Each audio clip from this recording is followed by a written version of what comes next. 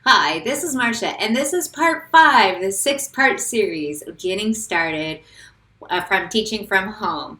This one I'm going to be talking about how to design a lesson from home. So here we go. What I'm going to do is I'm going to walk you through 3 parts. Part 1, I'm going to talk about take it one day at a time. The second thing I'm going to talk about is I'm going to walk you through how to design a checklist.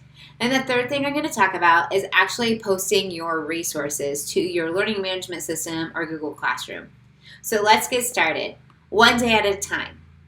Everything that we're trying to teach you how to do in short little videos, quick little mini professional developments is something that I spend 6-hour workshops doing on one of these topics. So take a big giant breath and just know that start doing something is better than doing nothing. So think about just what is your typical teaching day look like? What do you normally teach? And if nothing else, start by putting down on paper what that looks like. One day at a time. Try to build out just simple things, like maybe it's just building out one lesson, pushing it out there and hoping seeing what the students' responses are, and then you can build upon that. That's my advice. Of course, go with whatever your admin are saying, but just know that this is a big challenge for not only people who do this all the time, but for teachers that are just novice at recording videos. So definitely talk with your admin and see what they say.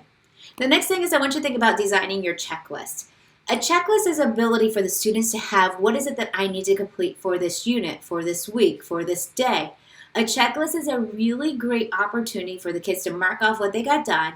They can visually see everything that they need to get done. What I'm going to do is I'm going to actually post in a bundle package some sample checklists and some online checklists that you can start using with your students today. So definitely when you're planning out your lesson, think about that checklist. Now let's roll it out. Here's what I would do if I were to sit down and create a lesson. The very first thing is I'm just going to write down what do I normally teach in 7th grade math? And I'm going to write it out. Okay, I'm going to write out my introduction, my whole group lesson, my independent practice, maybe some hands-on activities. I'm going to write out my lesson plan. Then I'm going to turn my lesson plan into a checklist. Again, that checklist is going to be the ability for the students to mark off that they watched the whole group lesson, they did the independent practice, they went in and they did a little learning module through macagon.com.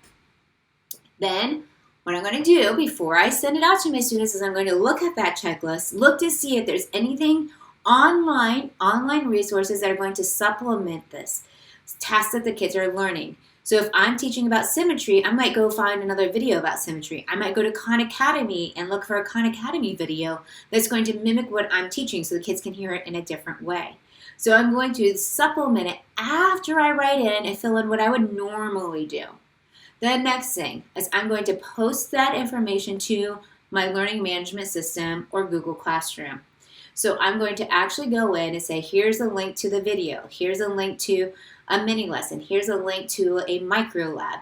So the kids can have those links right in that one spot. Now remember, the checklist is for them for a guide, but they still need to have a link somewhere as well. Last but not least, when you're planning an online lesson, you need to notify the students that you created something.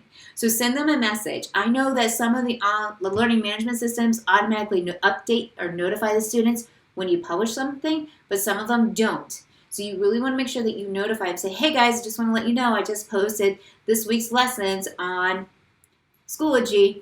Kids can go in and they can take a look at those lessons. And designing a lesson starts with what you do best. You are a great teacher. Start with what you already know. Then worry about the online aspects. Then worry about how to get it up onto the cloud.